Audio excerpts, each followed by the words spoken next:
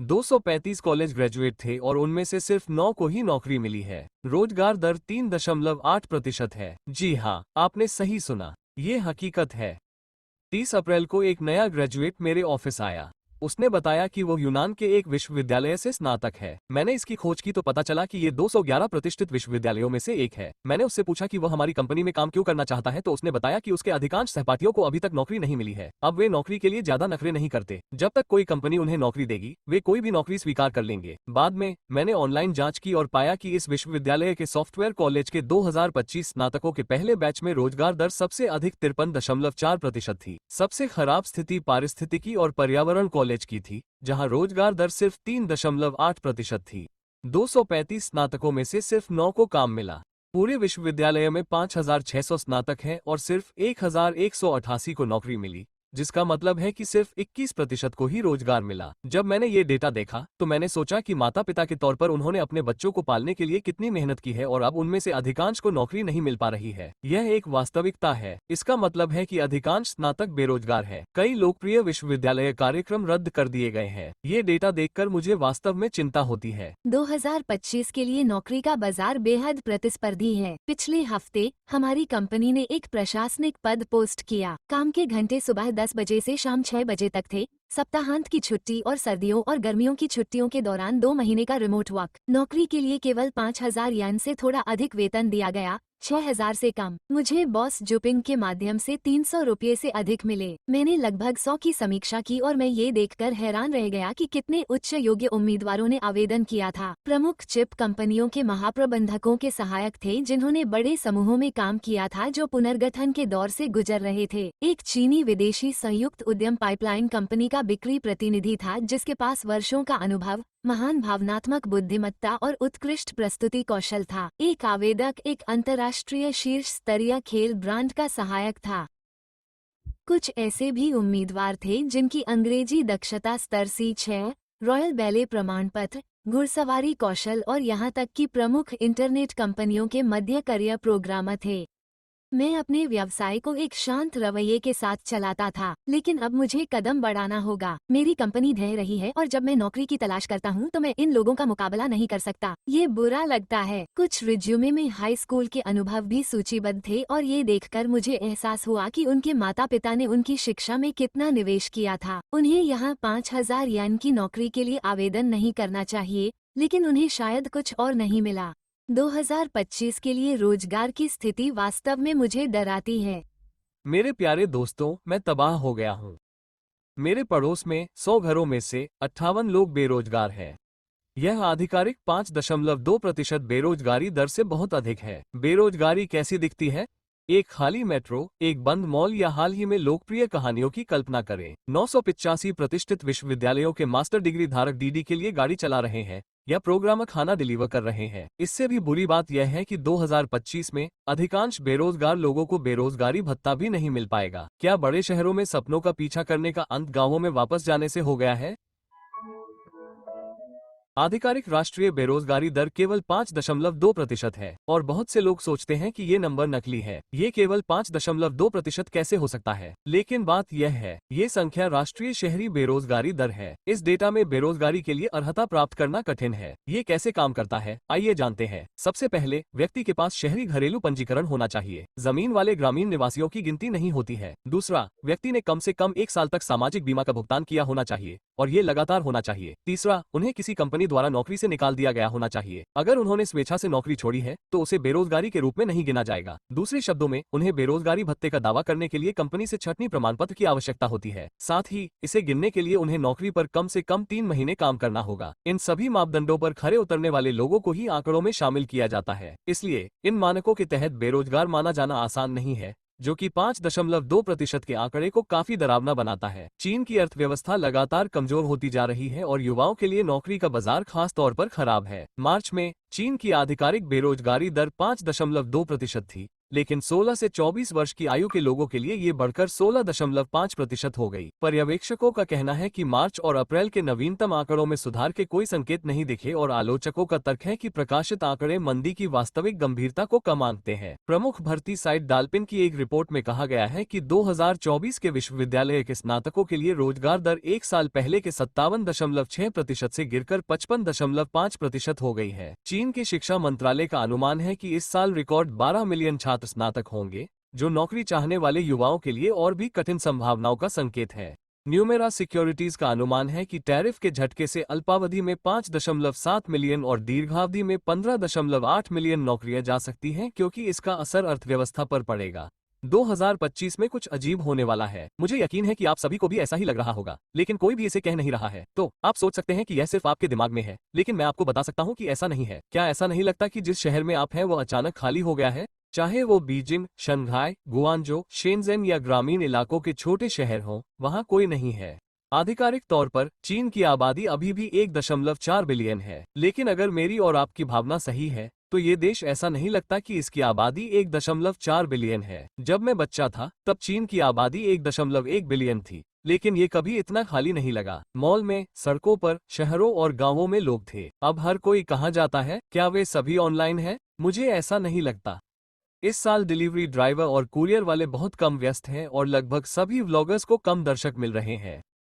भीड़ केवल अस्पताल और शमशान घाटों पर है। ये जगहें बहुत व्यस्त हैं और सबसे बुरी बात यह है कि वे जवान हो रहे हैं। हर दिन ऐसा लगता है जैसे बहुत शोक है। तो फिर सारे लोग कहाँ चले गए? ऐसा लगता है कि इमिग्रेशन ही एकमात्र रास्ता हो सकता है। अर्थव्यवस्था बहुत खराब स्थिति में है। मैं आपको 2025 के लिए वुहान के बिल्डिंग मटेरियल मार्केट की स्थिति दिखाता हूँ। पूरा मॉल खाली है, कोई भी इधर उधर नहीं घूम रहा है। यहाँ तक कि हमारी टाइल की दुकान और कई अन्य व्यवसायों में भी आधे महीने से कोई बिक्री नहीं हुई है। माहौल बहुत खराब है। लेकिन आप सोचेंगे कि अभी भी लोग घर खरीद रहे होंगे, रेनोवेशन कर रहे होंगे या शादी कर रहे होंगे। लेकिन क्या आजकल के युवा भी ऐसा सोचते हैं? अब मॉल या सुपरमार्केट में कोई मिलना मुश्किल है। क्या ऐसा नहीं है कि केवल अस्पतालों में ही लोगों की कमी है? मुझे विश्लेषण करने में मदद करें। ये सारे लोग कहाँ चले गए? लोगों ने कहा कि मई दिवस की छुट्टियों में व्यापार बढ़ेगा और आसपास ज्यादा लोग होंगे। अगर आप सड़कों पर लोगों को देखते हैं तो शायद यह एक पर्यटक शहर है। भगवान का शुक्र है कि मैंने स्टोर में मौजूद स्टॉक को छोड़कर और कुछ नहीं खरीदा, नहीं तो मैं सचमुच पागल हो जाता। मैं सुबह 10 बजे आया था और अब दोपहर के 2 बज चुके हैं और एक भी व्यक्ति कपड़े आजमाने या स्टोर के अंदर कदम रखने नहीं आया है। क्या हो रहा है? सभी लोग कहाँ हैं? सच कहूँ तो ये बहुत निराशाजनक है। मैं अपना आपा खोने वाला हूँ। अगर मैं कहूँ कि मैं ऐसा नहीं करूँगा तो ये झूठ होगा, लेकिन अगर मैं अपना आपा खो भी दूँ तो इसका क्या मतलब है? मैं इसे आपसे छिपा नहीं रहा हूँ। ये शर्मनाक है, लेकिन मैंने आज एक भी बिक्री नहीं की है। यह व्यापार मुझे सिरदर्द दे रहा है। एक दोस्त का कहना है कि शंघाई के होपसान वन प्लाजा में एक व्यापार बीजिंग के जितना अच्छा नहीं है। तो आज दोपहर 12:30 बजे 3 मई को मैं यहाँ ये देखने आया हूँ कि खाने पीने का कारोबार कैसा चल रहा है। सड़क पर लोगों की भीड़ देखकर मैं समझ सकता हूँ कि यह बीजिंग से भी बदतर है। हॉपसन वन अब भी जानता है कि उस छोटी पीली बत्तख से बच्चों को कैसे आकर्षित किया जाता है,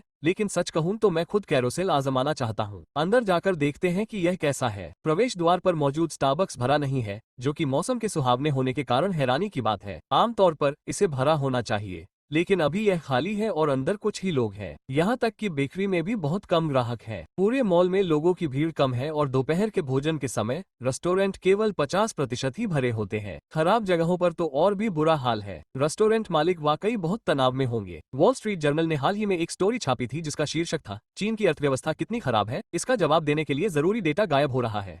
उद्धरण चिन्ह। आर्टिकल में जमीन की बिक्री और विदेशी निवेश से लेकर बेरोजगारी, दाह संस्कार की संख्या, व्यापारिक विश्वास और यहाँ तक कि सोया सॉस के उत्पादन तक सैकड़ों आधिकारिक सीरीज बताई गई हैं जो अब जारी नहीं की जाती है। कारण स्पष्ट है, कुछ डेटा में हेरफेर की संभावना है और कुछ ऐसे रुझान दिखा सकते हैं जिन्हें अधिकारी जनता से छिपाना पसंद करते हैं। अखबार का कहना है कि गुमशुदा संख्याएं चीन की आबादी के वास्तविक आकार को छिपा सकती हैं। उदाहरण के लिए बीजिंग ने 2020 में 12.1 मिलियन नवजात शिशुओं की सूचना दी। फिर भी एक स्वतंत्र थिंक टैंक ने पाया कि उस वर्ष केवल 5.4 मिलियन तपेदिक के टीके लगाए गए थे।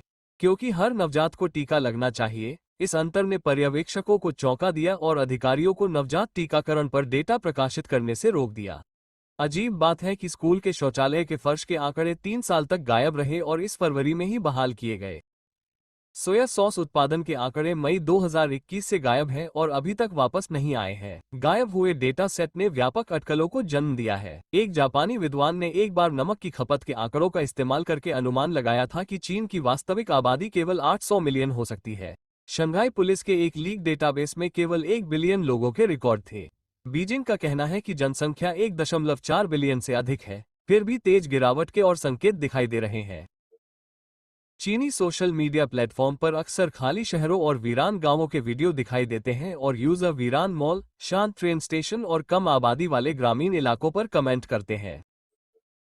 वास्तविक अर्थव्यवस्था को समझने के लिए शोधकर्ता अब उपग्रह से ली गई रात की रोशनी वाली तस्वीरों, सीमेंट की बिक्री, जिम और ब्यूटी सैलून बंद होने की खबरों और BYU मैप्स के मोबिलिटी डेटा जैसे वैकल्पिक संकेतकों की ओर रुख कर रहे हैं। एक अर्थशास्त्री का कहना है कि वो सेवा क्षेत्र की सेहत का अंदाजा लगाने के लिए जिम और सैलून बंद होने और मालिकों द्वारा प्रीपेड फीस लेकर भागने की मीडिया रिपोर्ट्स पर नजर रखते हैं। उनका मानना है कि यह तरीका GDP के आंकड़ों को पढ़ने से कहीं ज्यादा सटीक है। चीनी आधिकारिक आंकड़ों पर संदेह नया नहीं है।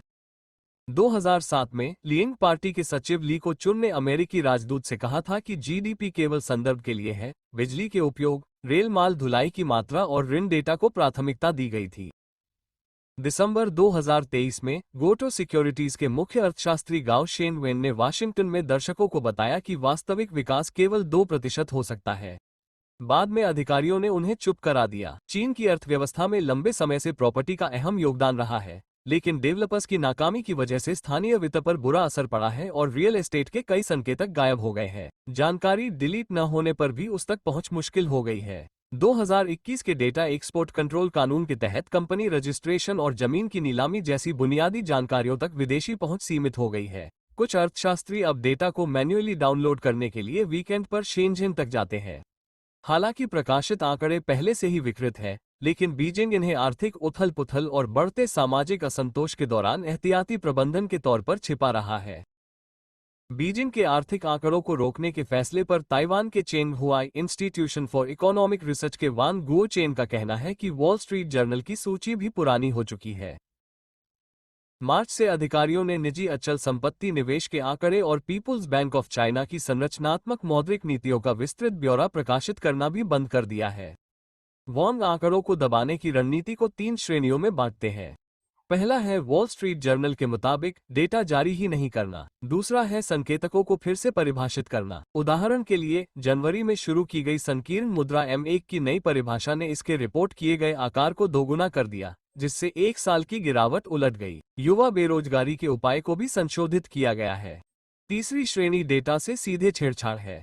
जनवरी में बीजिंग ने 2024 के लिए 5% GDP विकास लक्ष्य की घोषणा की। कुछ अर्थशास्त्रियों का कहना है कि यह आंकड़ा पूरी तरह से काल्पनिक है। नेशनल ताइवान यूनिवर्सिटी के अर्थशास्त्र विभाग के प्रोफेसर फैंचा चुंग का कहना है कि हाल के सभी आर्थिक संकेतक पिछले साल से बदतर दिख रहे हैं। उनका तर्क है कि कोई भी एकल उपाय 5% विकास दर के साथ मेल नहीं खाता है। आधिकारिक आंकड़ों से पता चलता है कि चीन का उपभोक्ता मूल्य सूचकांक 2024 में सिर्फ 0.2% बढ़ा, जबकि उत्पादक मूल्य सूचकांक पिछले साल 2.2% गिर गया। CNBC की रिपोर्ट है कि गोल्डमैन सैक्स चीन के मुख्य अर्थशास्त्री शान हुआई ने भविष्यवाणी की है कि 2025 CPI पिछले साल की 0.2% वृद्धि से नीचे 0 हो जाएगा। फैंचा चुंग का कहना है कि पिछले साल एक प्रमुख मुद्दा अपस्फीति इस साल भी जारी है और पहले कुछ महीनों में इसमें कोई सुधार नहीं हुआ है। उन्होंने ये भी बताया कि 2024 में सरकारी राजकोषीय राजस्व में काफी कमी आई है। बढ़ती अर्थव्यवस्था में उपभोक्ता खर्च, निवेश और सरकारी राजस्व सभी में वृद्धि होगी। फुना चुंग का मानना है कि चीन की सरकार सहित कोई भी चीन की वास्तविक आर्थिक विकास दर नहीं जानता है, क्योंकि सभी डेटा केंद्रीय से स्थानीय स्तर पर गढ़े गए हैं। इससे वास्तविक स्थिति को समझना असंभव है। अनुभवी राजनीतिक अर्थव्यवस्था के टिप्पणीकार वू चाओलोग का कहना है कि बेरोजगारी तेजी से बढ़ रही है। संपत्ति संकट के समाधान के कोई संकेत नहीं दिख रहे हैं। स्थानीय सरकारों का राजकोषीय संकट बढ़ रहा है और राज्य के स्वामित्व वाले उद्यमों का ऋण बढ़ता जा रहा है, जो संभवतः 115 ट्रिलियन येन से अधिक हो सकता है। उन्होंने कहा कि केंद्र सरकार के वित्त पर भारी दबाव है और स्थानीय सरकारों को धन हस्तांतरित करने की क्षमता नहीं है। एकमात्र शेष आर्थिक चालक निर्यात था, लेकिन अमेरिकी टैरिफ वृद्धि ने अब अप्रत्यक्ष निर्यात में शामिल सभी काउंटियों को प्रभावित किया है, जिसमें दक्षिण पूर्व एशिया और अफ्रीका भी शामिल है। चीन ने प्रभावी रूप से अपना सबसे बड़ा निर्यात बाजार खो दिया है। वो का कहना है कि चीन की अर्थव्यवस्था के सामने तत्काल संकट निर्यात की गति का नुकसान है और घरेलू मांग पर निर्भर रहना कोई विकल्प नहीं है। इससे तीव्र आर्थिक गिरावट आएगी और बिगड़ती स्थिति जल्द ही सबके सामने आ जाएगी।